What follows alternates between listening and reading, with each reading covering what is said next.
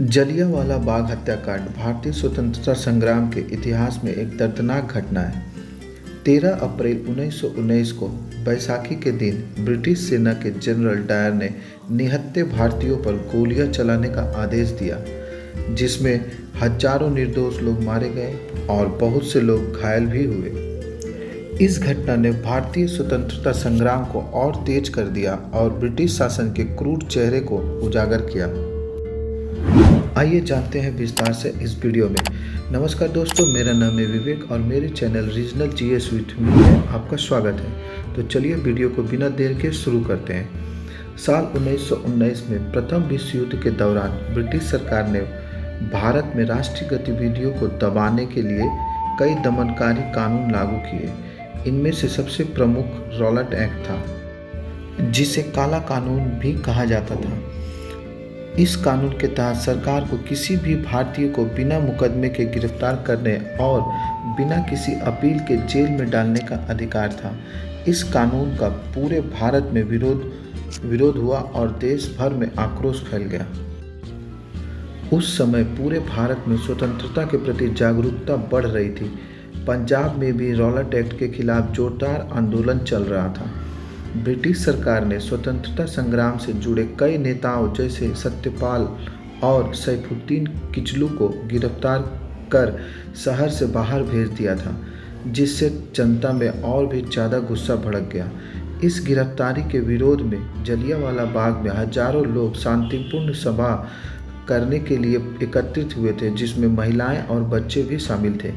लेकिन ब्रिटिश सरकार को यह एक विद्रोह का संकेत लगा। ब्रिगेडियर जनरल डायर अमृतसर के सैन्य कमांडर थे। जनरल डायर को यह लगा कि भारतीयों में बढ़ती देशभक्ति और स्वतंत्रता की मांग को दबाने के लिए कठोर कदम उठाने होंगे। उसने सिखों के पवित्र त्यौहार बैसाखी के दिन अमृतसर में जलियांवाला बाग में सभा कर रहे निहत्थे लोगों पर गोली चलाने का आदेश दे दिया। 13 अप्रैल 1919 को हजारों लोग जलियांवाला बाग में एकत्रित हुए थे। यह एक खुला मैदान था, लेकिन चारों ओर ऊंची दीवारें थीं। डायर ने अपने सैनिकों को बाग के एकमात्र निकास द्वार को बंद करने का आदेश दिया, जिससे लोग भाग न सके। जनरल डायर ने बिना किसी चेतावनी के अपने सैनिकों को निहत्थे लोगों पर गोली चलाने का आदेश दे दिया। सैनिकों ने लगभग 10 मिनट तक लगातार गोलीबारी की। कुल 1650 राउंड गोलियां चलाई गई, जिसमें हजारों निर्दोष लोग मारे गए और बहुत से लोग घायल हुए। बाग में मौजूद लोग बचने के लिए कुएं में कूद गए, लेकिन वहां भी दम घुटने से सैकड़ों लोगों की मौत हो गई। जलियांवाला बाग हत्याकांड ने पूरे देश में आक्रोश की लहर पैदा कर दी। इस नरसंहार से पूरे भारत में ब्रिटिश शासन के प्रति गुस्सा भड़क उठा।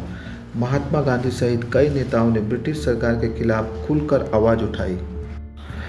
रविंद्रनाथ टैगोर ने इस घटना के विरोध में अपनी नाइटहुड की उपाधि त्याग दी। महात्मा गांधी जी ने भी अपने केसरे हिंद की उपाधि को वापस कर दिया और गांधी जी ने 1920 में असहयोग आंदोलन की शुरुआत की, जिसमें ब्रिटिश शासन के खिलाफ अहिंसात्मक विरोध करने की अपील की गई। भारतीयों ने ब्रिटिश वस्तुओं का बहिष्कार किया और अंग्रेजी शासन को कमज़ोर करने का प्रयास किया। जलियांवाला बाग हत्याकांड भारतीय स्वतंत्रता संग्राम में एक महत्वपूर्ण मोड़ साबित हुआ। जलियांवाला बाग हत्याकांड भारतीय इतिहास का एक काला अध्याय है, जो हमें हमेशा याद दिलाता रहेगा कि हमें अपने अधिकारों के लिए हमेशा लड़ते रहना चाहिए। इसने भारतीयों को यह एहसास कराया कि ब्रिटिश सरकार केवल बल प्रयोग और दमन से भारत पर शासन कर रही थी। यह घटना भारतीय स्वतंत्रता संग्राम को तेज करने का एक प्रमुख कारण बनी और अंततः 1947 में भारत को स्वतंत्रता दिलाने में महत्वपूर्ण भूमिका निभाई। तो दोस्तों, ये था हमारे इतिहास की एक महत्वपूर्ण घटना पे बनाया गया वीडियो।